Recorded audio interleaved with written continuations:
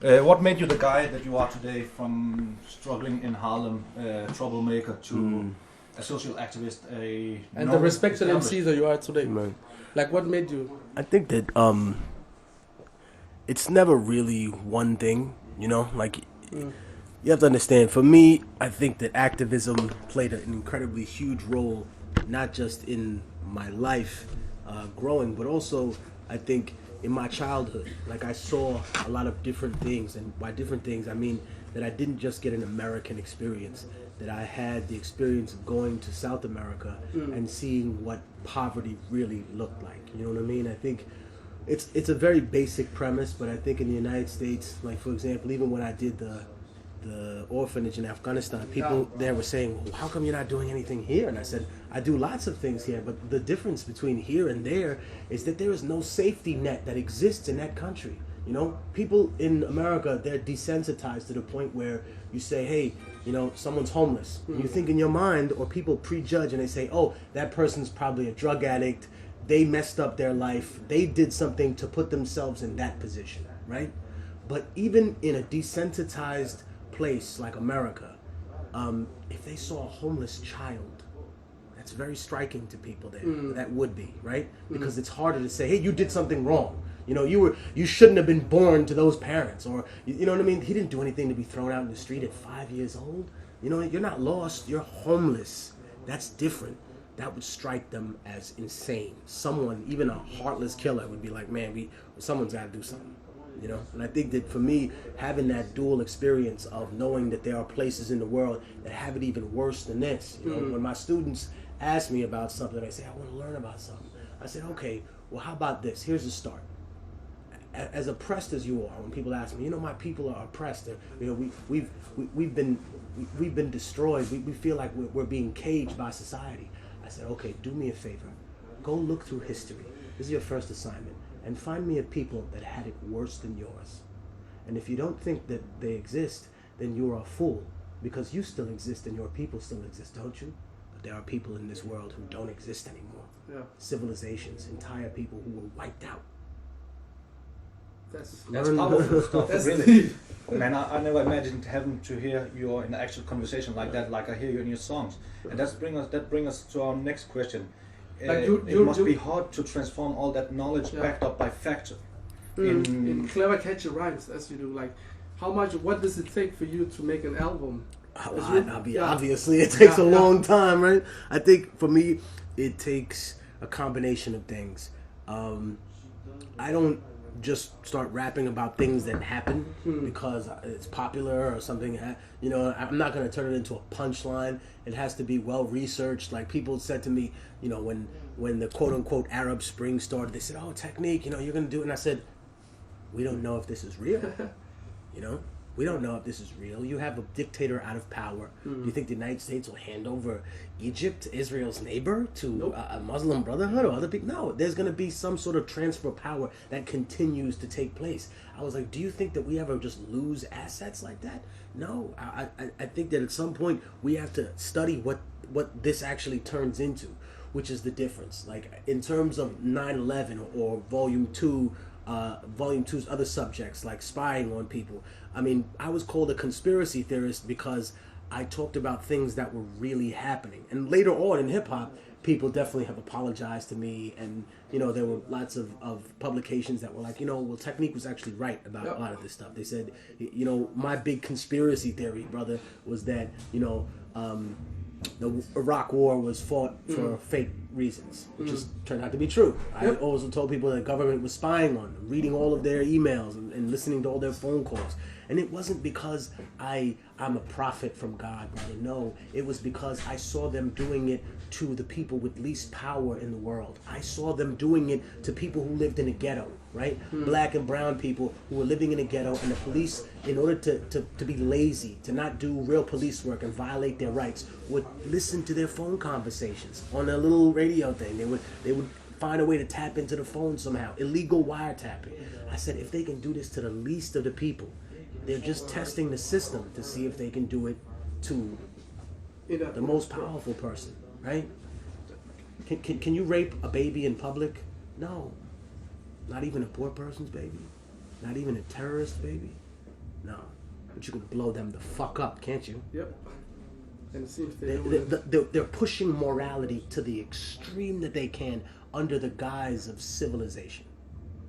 But if all you are is the most civilized murderer in the world, what does that mean? You know? And it's not like that's all America is. It has the ability to be so much more.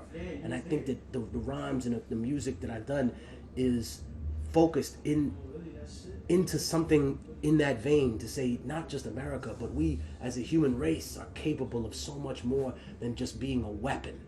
Because that's all we are now, you know, a weapon. Yeah, we put everything behind that, and we say that's what makes someone civilized or advanced, as if that's all that exists. That's deep. That's very deep. But my question is, what made you think in these lanes, like from just a regular MC or just a regular kid? Well, yeah, that's what I say. I just had a lot more experiences than a regular kid. I got to see something outside. Did anybody influence you well, I mean, something triggered. There were definitely like I liked reading Malcolm X, W.E.B. Du Bois. I liked reading a lot about history, though, like from lots of different sources, which I think is the only way. So you've always been interested in like finding out the truth. When I was 16 or 17, no, I didn't give a fuck about none of that shit. I was just a wild ass kid, and I think though when I was a child, like when I was very little, I liked to absorb lots of information. I liked to read everything, and then I went through a period of time where I was just always fighting in the street, and I lived in Harlem, so instead of being a leader and taking more initiative, you know, I did a lot of very lazy and reprehensible things. I would start fights for no reason, or, you know, instead of diffusing a fight, I would just say, you know what, since you started with me, I'm gonna make your life horrible. And then I realized that life is too short to be like that, and that and it's not even worth it. Right, and not that it's not worth it. It's just that in a lot of scenarios, in a lot of these scenarios, in a lot of these scenarios, you find that there are people who are really hurt, and that's the reason that they act that way. And that's not an excuse for their behavior. No. But they've been damaged in life, and instead of being angry at them, I feel sorry for them. Like, here's a guy who he takes everything that you say the wrong way. I know people like this. That literally, you know, it's like, hey, I don't think you'd like that movie. Why? Why wouldn't I like the movie? Because you don't think I'm smart enough to understand it? Because you're stupid? Right? It's like, dude, I know you. And I know what you like and what you don't like, so I figured you wouldn't like that. But I see so many people that they look for conflict, as if life won't give you conflict already. You looking for new enemies as if you don't have them from the moment you're born. You know? You looking for death. Yeah. Meanwhile, death is patiently waiting for you. He's like, you got about 60 years left, my nigga. Go ahead, do whatever you want. I'll sit back and wait for you. Do you ever feel that a part of your message might get lost in your songs, considering the fact that you put a lot of research to your songs, and you put you drop a lot of words like the average listener does not have. Like if you put in complicated words, not complicated word, but words for an Arab city where a massacre has been. You mentioned that, but it's not widely known, broadly known that there has been this massacre. Oh, you mean Janine? For instance. Right. Okay. I think I've definitely mentioned things that have happened within the course of history, and my hope is that people will take them and learn and read from it, right? And I think that's the premise, is to say, if you don't understand what something means, then go find out what it means. And I think that that's been a way of training the fan base in some ways to be thinkers and critical thinkers. And I always tell people, I don't expect individuals to agree with me all the time. Like, I think the beauty of our culture is that we should be able to have disagreements and not be offended by someone else's opinion. Like, I can honestly say that, you know, I've never felt threatened by someone else's ideas. Like, if you don't believe in the same things I believe in, how does that affect me? Like, okay, what? And am I so insecure with what I believe that just because you don't think exactly the way I think, that something must be wrong with you? You must be lesser than me. How is that? How is that we've allowed insecurity to dominate who we are in our being? So much so that we're ruled by fear now. You know? That's what rules mankind. The fear of being humiliated, the fear of looking stupid, the fear of being hurt, instead of searching for the thing that we need the most, and that's just love. You know, it sounds crazy, but what are people looking for the most in life? Love and understanding. That's what they're looking for. Man, last thing motherfuckers say before they die is usually asking for their mom. That's true. Where you at? Mommy, I love you. In whatever language. As you said, you've spoken the truth since like 2001 when you came out with your first album. Like what gave you like the balls to say the things you do, because they're not always popular, or they're not. I knew people that, are going to call you a conspiracy theorist, or they're going to say maybe you were crazy for whatever you're saying. And what gives you the balls to say this is the truth and I'm going to say it? And what advice can you give to people who actually want to do the same thing? I think that what it's about is not just courage. I think it's also knowing that it's the right thing to do, the morals, right? Like, how about this? When you read the Bible, or if you study Quran and you learn about the devil or about Shaitan, what does the story really say?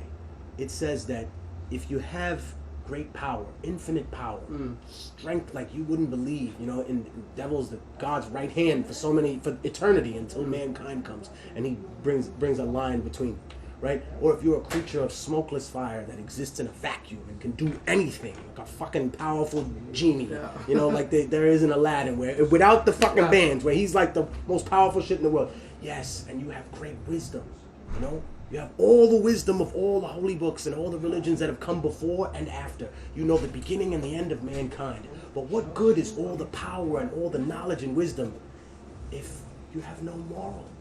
If you're not doing anything right with it, you know?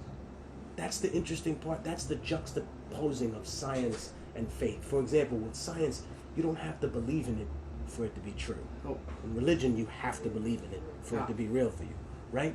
But at the same time, science teaches you the how, the what, but it doesn't teach you the should we do this? Should we create a weapon stronger than the nuclear bomb that could destroy the planet?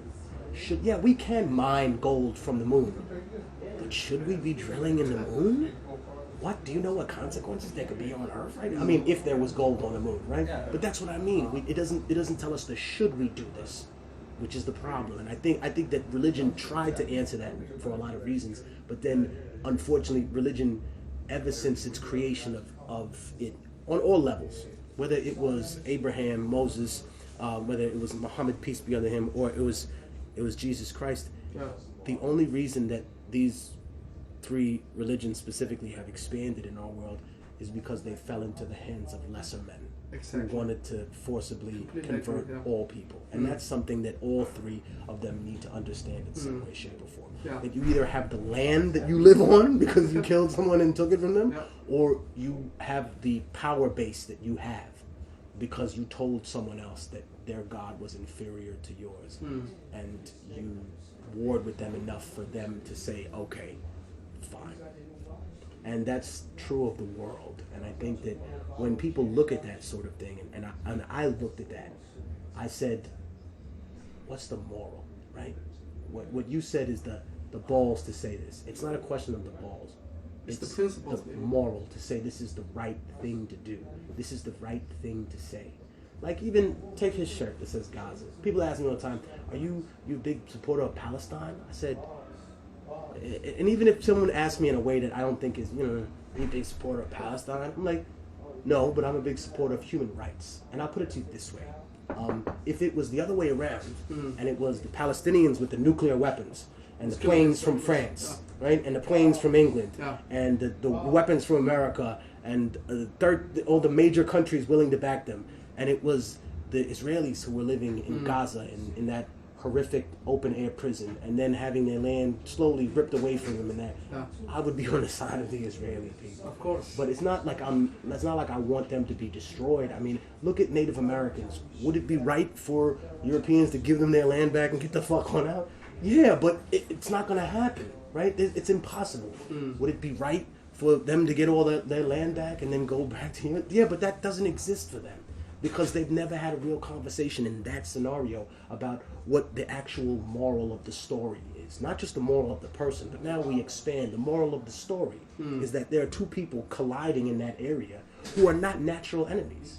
They've only been natural enemies, or their propaganda has made them believe that they're enemies since 1948. Before that, they were always persecuted by the Christians in that area, right? They were always people that were either right, whenever the Crusaders came, they killed them both. Yeah. They said, "All right, we want to kill the Muslims, and all you Jews get out." Same thing in Spain. You know, the natural enemy of the Jewish people has never been Arabs. It's always traditionally been right-wing authoritarian governments in Europe that hunted them and persecuted them and threw them out of every country that they ever lived in. So, I mean, I think that without doing that history and without acknowledging the moral conviction that it takes to do these things, man, that doesn't mean that I'm a perfect person. It doesn't mean I never get angry. It doesn't mean that I don't say things out of, you know, rage at times, but it's not. It's something that I actively learn to control, because you acknowledge that you're a human being that makes mistakes, but then you have to acknowledge that you're doing a lot of these things for the right reasons. If I can ask you, You got to five. okay. Like you spoke about the morals. Like, where do you get the morals from? Like, for example, you don't want to join a big record label. You're independent. You probably said a no to a lot of deals, and because you stand by your morals. Where do you find those morals? Like, Well, I don't think that one, those decisions are just about morals. No. I think those are more business decisions. Like, I think from my perspective with a big label, it was just too clumsy. You know, it was like you couldn't get someone on the phone to help you do things. It's different, you know what I mean? If you work with someone and they're your boss, and you live in the same building as they do, and you've been friends with them for a while, you know what's going on at the company. But if you work for a faceless person who never is around, who doesn't care about you, who doesn't think anything, to them you're just a number and a cog in the wheel. That's how I felt about that system. I also didn't think that it was worth it because you were giving away all of your intellectual property, you know, and I think that doesn't make sense. so it was a business move. It was a business move to be independent, but also definitely political in the sense that I didn't want them to tamper with the message that I had. Exactly. You know, I think that when you see people that rap about murder and death, I had this conversation with a friend of mine, and they said that they didn't believe that a white rapper rhyming about murdering people and killing people wasn't believable. And I said, how? Haven't you ever read history? What, you think black people killed more white people on this side of the world than white people kill black people? Are you out of your mind? This is what hip-hop has trained you to believe? That you are naturally a criminal? The richest person, that you're naturally poor? The richest person that ever fucking existed on this world was an African Islamic emperor named Mansa Musa. The richest man that ever existed. He's responsible, or his journey to Egypt that was on his Hajj pilgrimage is responsible, a lot of historians say, for the Italian Renaissance. He had so much fucking money, he crashed the gold market in Egypt, and he came back with immeasurable amounts of wealth. Why? Because at that time, Africa was a gigantic, it's still now, but it was a gigantic place that had less colonialism that stole from it so the people could use their natural resources for themselves. And I think that plays into a lot of what the reason I have to do things, because for me, I think people misinterpret history purposefully. Like when they say, oh, we give a lot of money to Africa and to the Middle East. No, you don't. You give people a line of credit with American companies. When they say, oh, we gave this amount of money to Africa, no, you didn't give them $100 million in a briefcase. That's not what happened. You told some country in Africa, I'll give you a line of credit for $100 million to spend with our companies to come to your country and fix it. And you know what the strategy is? If you have a broken roof and your roof costs 20,000 kroner to fix, you don't have 20,000 kroner. But I'll do your roof for fucking free, and it'll never rain in your house again, but I'll charge you 40,000 kroner that you never have to pay. It just goes in a computer. You know why? Because gold is the currency of kings, silver is the currency of gentlemen, and debt is the currency of slaves. Oh. Wow. I think we got one more. Just one more. That's Just one my more. aim. When can we Do you expect have- the middle passage? And just to follow up, for your last mixtape, the mother, like you mentioned some techniques you used, like the breathing classes. Oh yeah. Like, have you done something special for the next album?